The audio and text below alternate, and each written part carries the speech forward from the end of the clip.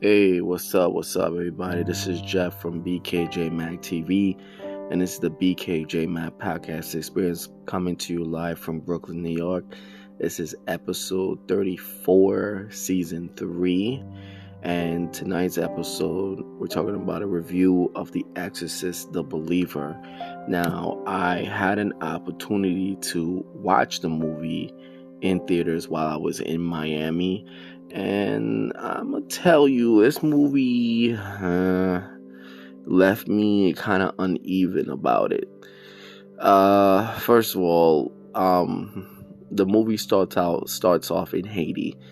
And I've noticed a lot of movies have been using Haiti as sort of like the background, as sort of like the starting point or an ending point to film certain scenes or moments. And this one continues that trend. So big ups to The Exorcist and the producers and the writers for using Haiti and keeping Haiti, in the map, on the maps. Anyhow, the movie starts off in Haiti, and it starts off in 2010.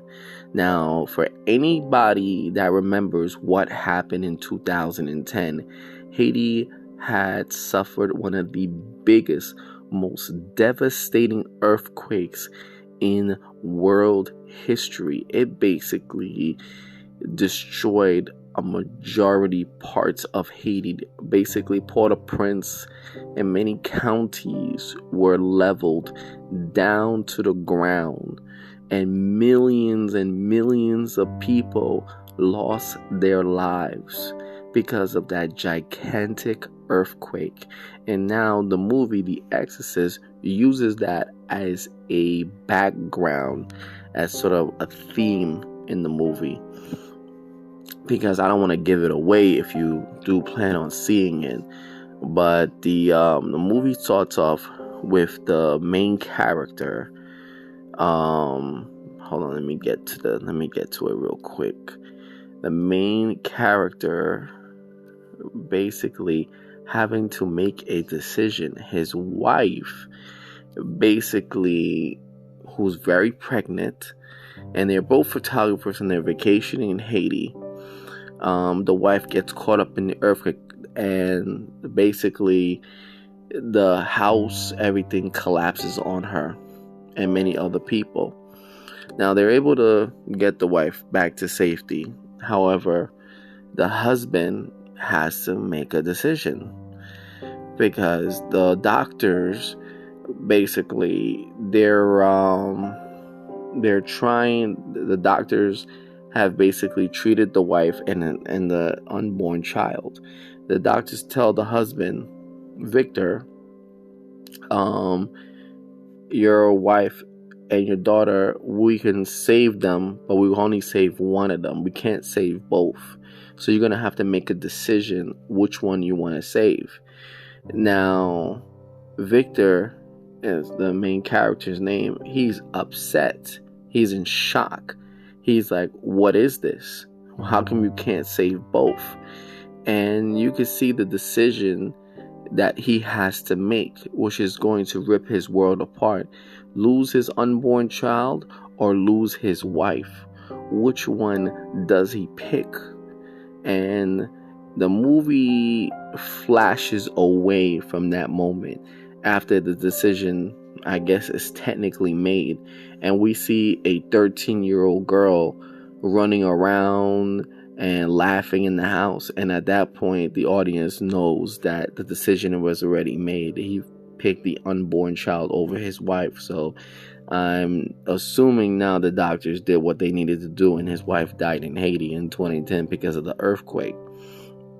So now he's living in Atlanta with his daughter Angela, and he has a Photoshop business in Atlanta. And basically, but in some ways, his daughter has these issues with, her name is Angela, and she has these things where, I don't know, I don't feel like the movie really explored it as much, and I wish I would have seen this. But apparently her, she's been trying to communicate with the dead, with an evil spirit, which I don't know. It does. It don't make no sense to me. And her friend Catherine, um, basically a young white girl. They've been hanging out together and basically trying to communicate with the dead, with the evil spirits. And I didn't see the purpose of that. And apparently, one night or one day, after they decide to go after school to study, which they lied to their parents, they were communicating with the dead, and then the spirits took them over, and they come back and they act differently. But as after the parents, somebody had discovered them, and now they have to deal. The parents, Victor, has to deal with his daughter, and Catherine's father, who's Catholic, has to deal with his daughter's outbursts as well.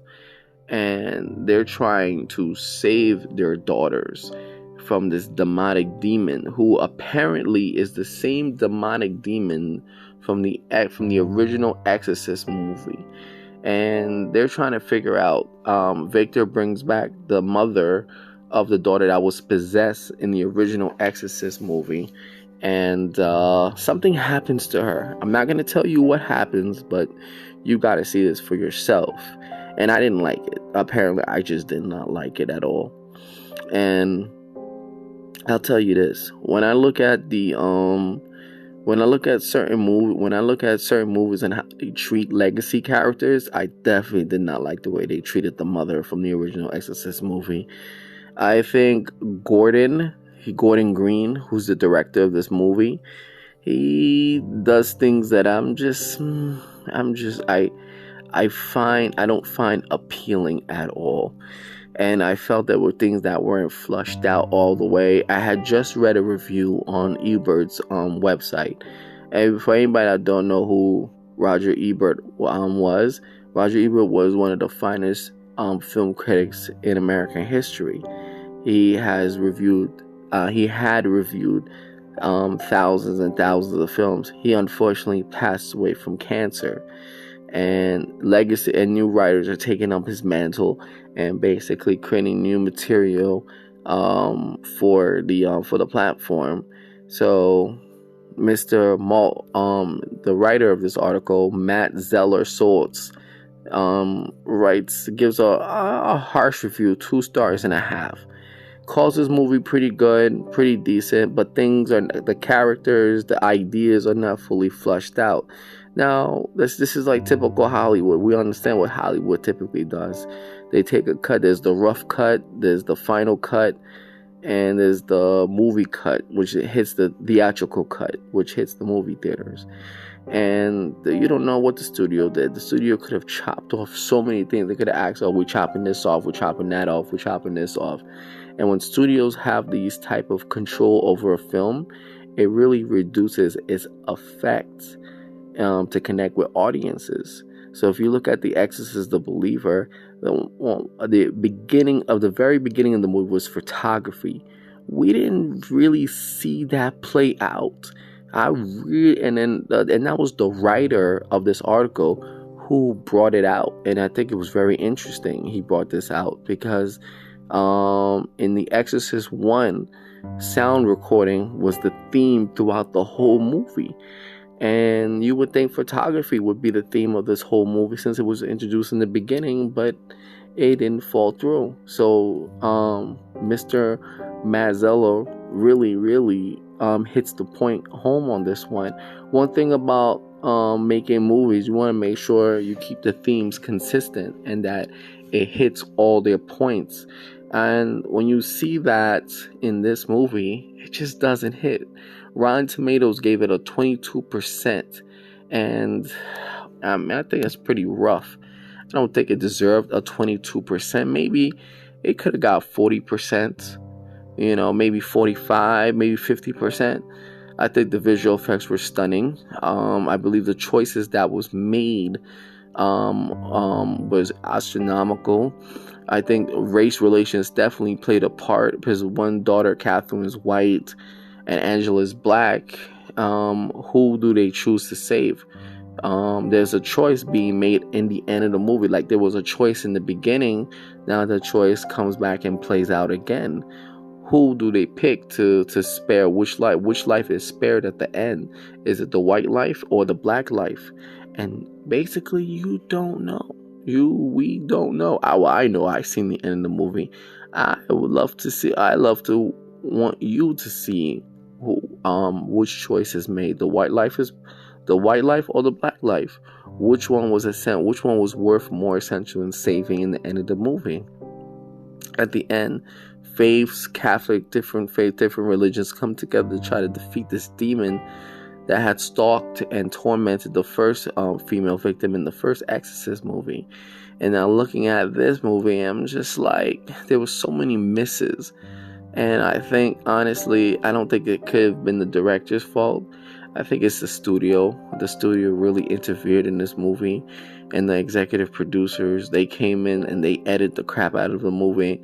They took so much stuff out. This movie should never, like Zola points out, a movie like this shouldn't be done in a short fashion. It should be played in a long term, like almost 3 hours. This is the Exorcist. This is a connection to the past. You cannot wrap this up in quick fashion. It just doesn't make sense to do that.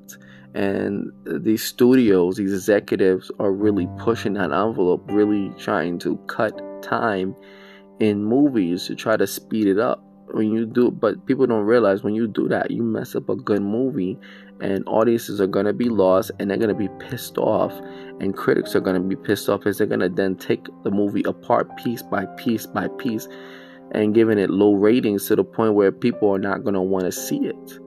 So I wanted to go see it, and I seen what some of the critics were talking about when they chopped off certain parts in the editing room. I'm begging the studios to still keep the movie fully intact, so that way the audience is fully invested in the characters and in the story. Movie has personality. When we see a movie, we're attracted because of its visuals, its visual personality, its scary disposition. It's what gets us into those seats. It's what makes us invest our time to watch. So studios shouldn't try to squeeze too much of the good stuff out in order to try to cut running time. Time is a commodity. Every day when we see the sunrise, we see the sunrise, and we see the sun set down, and we see the moonlight. Time is a commodity. So, studios shouldn't have to cut time. Let us enjoy it. Let us unroll the story as it progresses forward. That's what I want, and that's what I think was the ultimate demise of this movie. There were a lot of interesting themes that could have been really, really flushed out. And Mr. Gordon, I don't believe it's his fault, because I think the performances were sweet, were right on the point. It's just, and the stories and ideas, the potential stories and ideas were put out there, but it wasn't flushed out all the way. And I think that's because of the studios. So overall, I like this movie. I would recommend the audience to go see it. Overall, just be aware it's not as good as the original, as they always say. So, take this movie with a grain of salt. Thank you for listening to this podcast episode on the review of The Exorcist, The Believer, that is out in theaters now, wherever tickets are sold, wherever movies are playing around your neighborhood. Thank you for listening. Peace, love, always. One.